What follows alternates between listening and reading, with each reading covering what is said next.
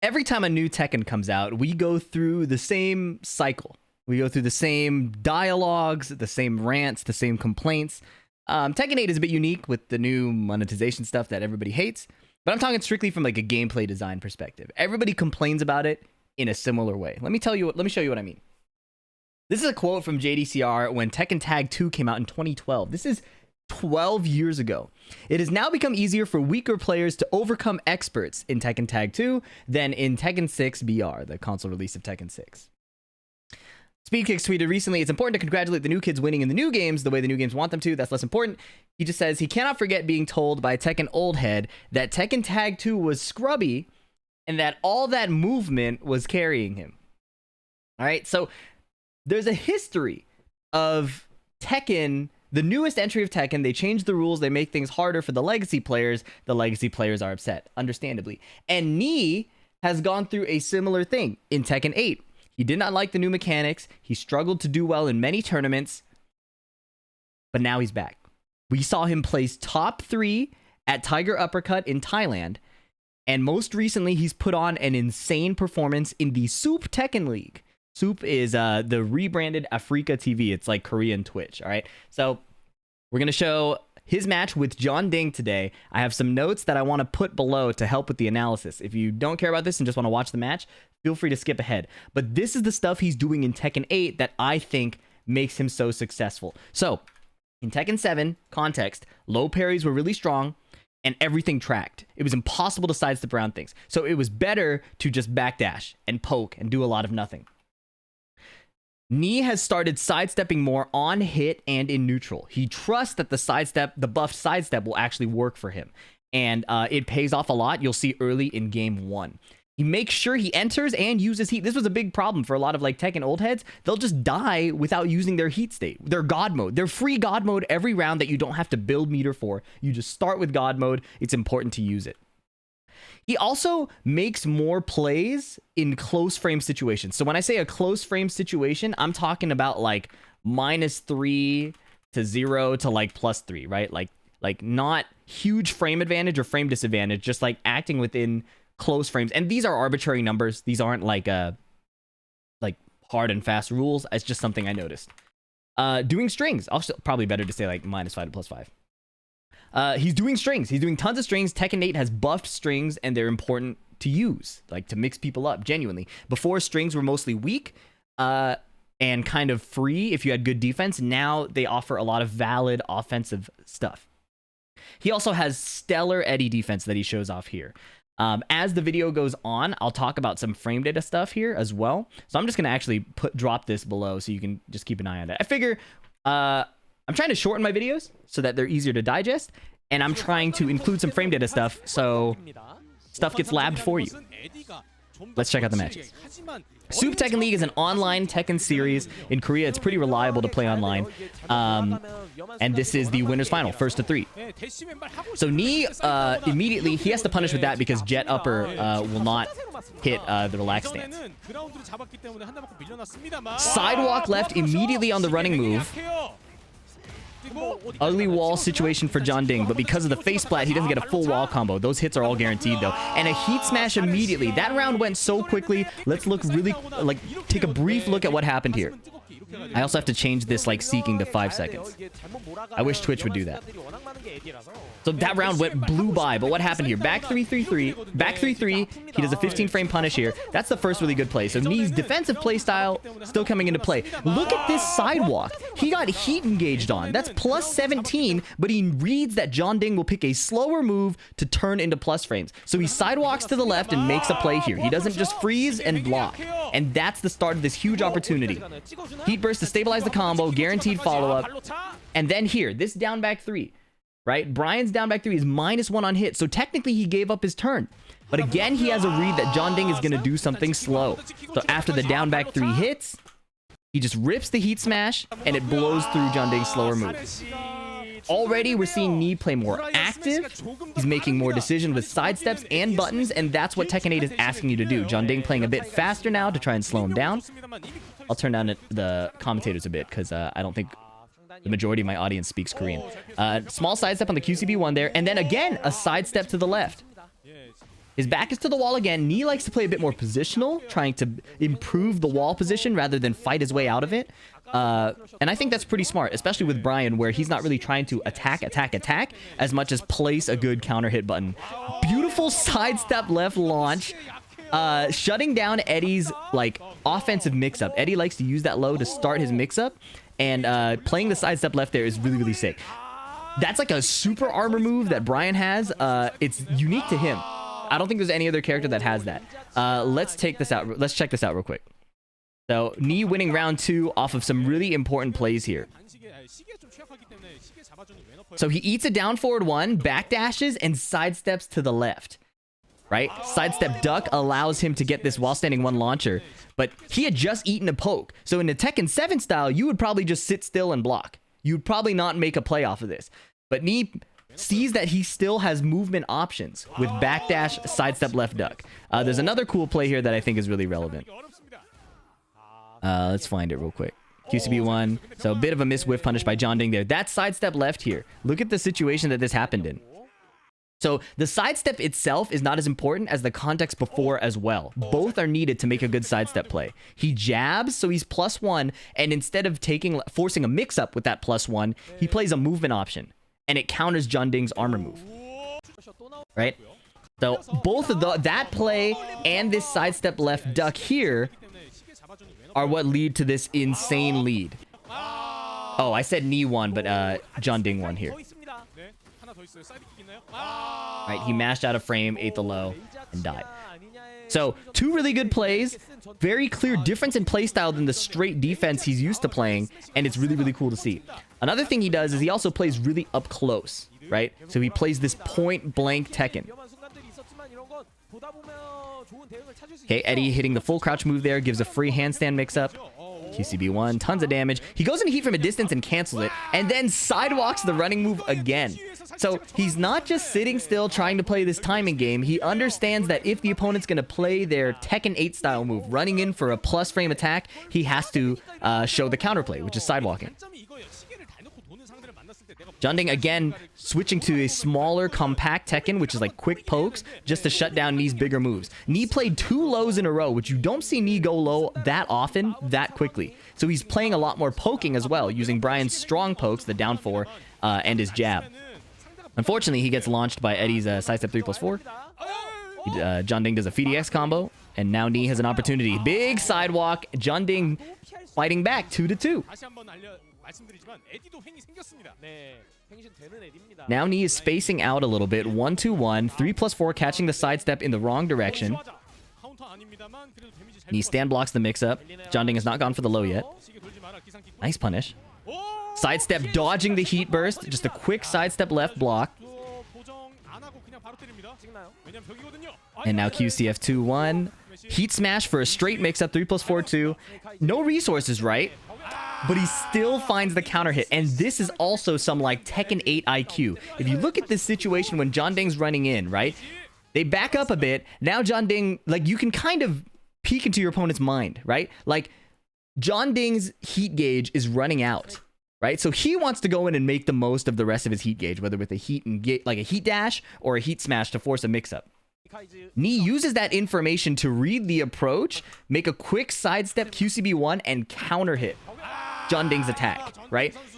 There was a bit of like a telegraph in the idea that nobody wants to let their heat gauge expire. So super good play from Knee here. Now they go into game 2. Just got to make sure we can still skip 5 seconds. So they roll the same stage. TWT rules are that you're supposed to random every single stage. Tekken World Tour rules. And the randomization in this game is not that good. So they roll the same stage again, and JeonDDing again is playing this smaller style, not using the giant running move, right? But sticking to quick pokes and then like Eddie's Demon Paw, the like mid heat engager that's safe. And now he's mixing up Knee constantly. Perfect in the first round. Knee kind of playing extremely passive for those 20 seconds, right? He's still playing authentic to his defensive style, but he's making small Tekken 8 adaptations, poking more when he needs to, crouch cancel, jet upper launch punish. I'm curious why he doesn't do While Rising 1. Maybe it doesn't hit. Let me know in the comments if Brian has trouble punishing that Eddie sweep. But yeah, so Knee 3+4-2, sniping him in the open, doesn't require a counter hit, but kills on normal hit if the wall is there. Knee a lot more comfortable putting out just hitboxes in general, sidesteps and hitboxes. This down 4 doesn't do a lot of damage on its own, but the fact that it hits your opponent's HP kind of stops them from just standing there, incentivizes them to attack you or make some kind of movement play, gives Brian more options. It's a useful move to use even though it doesn't do a lot of damage on its own. It's also 0 on hit. It's a really key move for Brian. QCF 1+2, down 4. I was just saying how useful down 4 was. It was 0 on hit, but because Knee is playing with his timing so unpredictably, sometimes just an immediate move after will counter it. He killed off of that. Look at this. Heat engage, 0 on block, right? So both players can kind of take their turn. Knee has been playing so defensive the first round that JeonDDing is comfortable doing a slower move.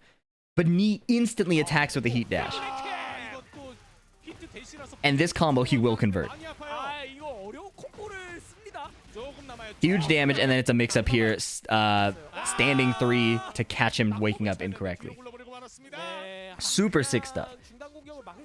And I think Knee has always been capable of playing this active, but the Tekken 7 meta kind of required you to play very conservatively as much as possible and then explode when you had more confident reads or you wanted to play something random. In this game, there's a full string that just wall splats. There's a philosophy, I think, in Tekken 8 where it's useful to show these kind of crazier options early, right? And Knee, yes, he's played JeonDDing a lot, so that informs his decision making. That said, it was still so useful to play that timing immediately. Throw out your launcher, maybe it'll just hit. Beautiful Eddie defense too. This last string is a mix-up, right? Eddie can just do the first hit, and if you try to punish too early, the second hit will hit you.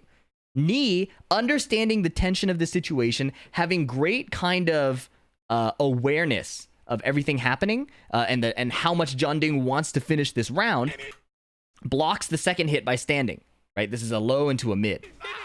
Then he gets the punish. So Knee, going up 2-0, by the way, still preferring this defensive style, which, again, is a little enabled by Brian, because Brian has tons of counter-hit launchers. It's better for Brian to play more conservatively than to just throw out moves over and over. That said, Knee is getting a lot more comfortable throwing out the moves in the first place. Nice duck on the down forward 1-3. That's a crucial defensive Eddie thing, right? Like, Eddie had a lot of success early on because people didn't know his new strings, his new situations. Knee is showing a lot of defensive familiarity that enables a confident playstyle here. That was a crucial sidewalk. I want to rewind it after this round ends. But JeonDDing gets a nice jab float. Tons of stuff happening in this round that's worth talking about. Big wall carry. Huge wall damage. And Eddie's in heat. He has this huge move that is so hard to get around by movement, and Knee gets caught, and then he gets killed. So, key situations in this round. Look at what happened here. So, a little bit of movement, plus frames, big duck on the string, Knee converts.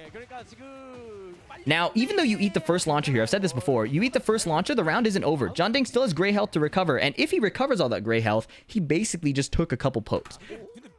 So, big sidewalk on Brian's back one. Now he goes into raw handstand stance, and Knee sidewalks to the left on reaction.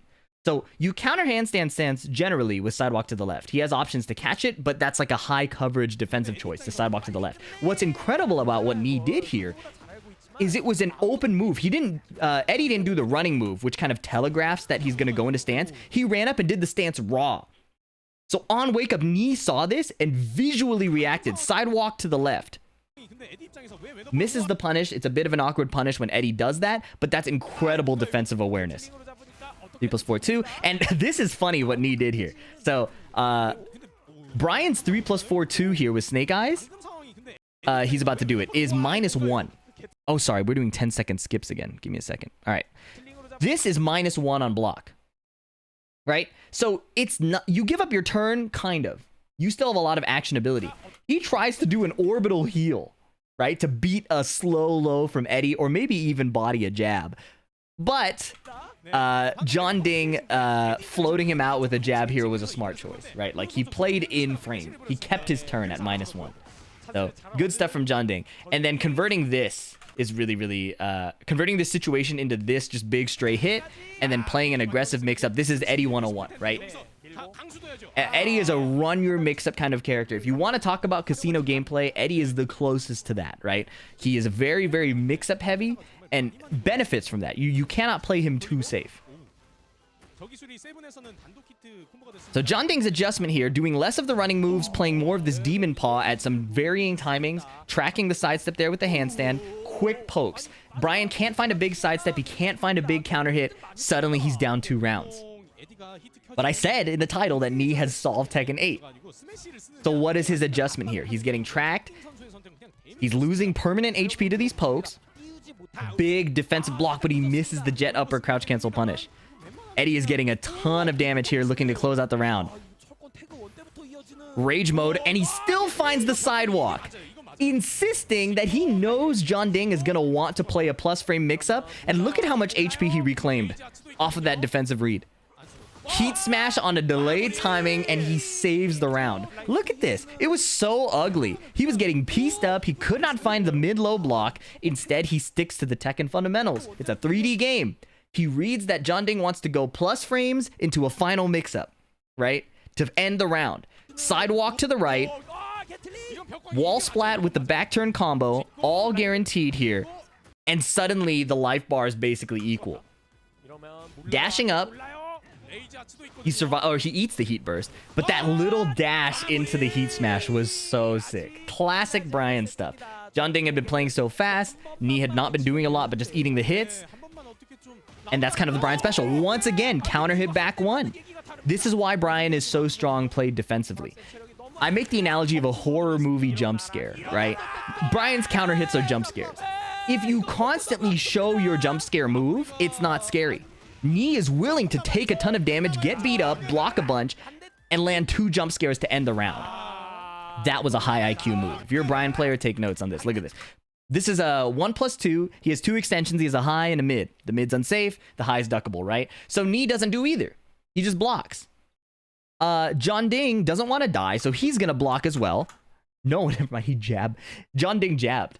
So JeonDDing is not afraid to play a little crazy. I made the wrong assessment. Right? 1+2 here. JeonDDing jabs to try to beat any kind of slower option. Knee survives the jab, and then JeonDDing might want to play with his plus frames, being +1. So Knee uses the Snake Eyes forward 1+2. At this HP, Knee can absorb anything, right? JeonDDing has to block this to survive. So it's a high IQ like armor move choice, again, in a Tekken 8 style.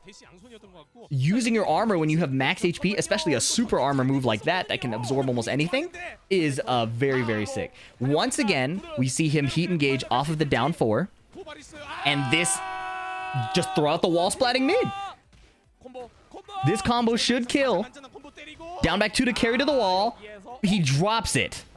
PhiDX combo. Oh my god, he didn't duck the string. Running 3, he blocks it. Okay, wait. Eddie can come back here with a few good guesses. There's the low finally. Heat burst from a distance just to make sure he's in heat. He whiffed! And Knee wins 3-0 over JeonDDing, applying tons of new Tekken 8 concepts. Now let's look at this round one more time. How did this all start? Beautiful block on that low. This is a key Eddie low. You have to block this low because otherwise he gets to start his mix-ups for free, right? So big block here. Now he has frame advantage. This is good. So Knee, once he blocks the Demon Paw from Eddie, I say Demon Paw because Jin has this move, Kazuya has this move, Devil Jin has this move. It's an advancing mid heat engager safe, right? But it gives up your turn. So with his turn, Knee plays a down 4. This beats Eddie's armor move. Now, down 4, remember, 0 on hit, no advantage. But Eddie likes to do slower moves to start his mix-up. So Knee runs the QCF 1+2 shoulder and catches JeonDDing's forward movement. Heat engage. We saw the situation in the last round, or last game. Heat smash for a free mix-up and heat Snake Eyes. I don't know what JeonDDing got caught doing, like armor, but you do not have the frames to armor here. If Brian heat smashes you, you have to sit and block. Yeah, I don't know what he did, but he got hit. Now, He should have killed with this combo, but he doesn't. So let's look at a common situation Eddie does before we wrap up the video, all right? So this is a full crouch down forward 3. It's +6, puts him in relaxed stance. Look at the notes down here. This is the situation I'm talking about. Puts him in relaxed stance. They'll often do 2-4. You can duck the second hit here. You can duck that kick, right? Eddie can, if you don't duck it, Eddie can go back into relaxed stance or finish with the mid. So what JeonDDing does here is he does the high, goes back into relaxed stance, and then does the first hit of his heat engager, that mid. He doesn't rip it because he doesn't want to get block punished, and then he continues his mix-up after the fact. So Knee ends up whiff punishing to kill, but I have the game open. We'll wrap up the video with this little situation. This is a common Eddie flowchart, right? So Eddie will do, let me turn up the game. Eddie will do this for +6, right? Then go into relaxed stance. If you read that he's going to do this, you can duck that, right? This is one string. This relaxed string is always a mid-high mid. So it's mid-high mid, but say you don't duck it. Say you don't duck it and he gets to go into relaxed stance again, right? Mid-high and he's in relaxed one more time, right? In that case, Eddie players will get a 50-50. The 50-50 here in relaxed stance is the low is this low that will sweep you at point blank range, or the mid, which will heat engage, and it's a launching heat engage, right? So in that situation, the reason why he's allowed to get that mix up, Tekken has this often logic of earning your mix up, not always with heat state, right? But the reason he's allowed to have that mix up is because you didn't duck this second hit, right? So if you don't duck the second hit, be prepared to guess mid or low here, right? If you block the mid, there's a second hit, and then it's -13, okay? So how the other flowchart would look, just for completeness, is this into the low, right? This is a very, very common Eddie flowchart off of the while standing 3. So say you fail to duck this second hit high, you have to guess. Take your punish, do a better punish than I just did there. He's in relaxed stance. I ducked, and I died. Hopefully that makes sense. Mix-up situation when he goes into relax. If he does the mid-high string, you need to duck the second hit of that string. Knee missed it because it was a bit of a scramble, but honestly, his composure through the rest of the round carried. He ate the low, he didn't panic, he let JeonDDing whiff, and he whiff punished for the down 3. Yeah, Knee has, I believe, he's showing that he's solved Tekken 8. We'll have to see how he performs in other tournaments, but this isn't the only match. In the next video, I want to cover his grand final against Mulgold, who has been extremely successful in Tekken 8. And hopefully that will give you more information. Give us all more information on how Knee is playing. If you enjoy the video, please leave a like, please leave a comment, subscribe if you want to see more, and I'll catch you in the next one. Peace.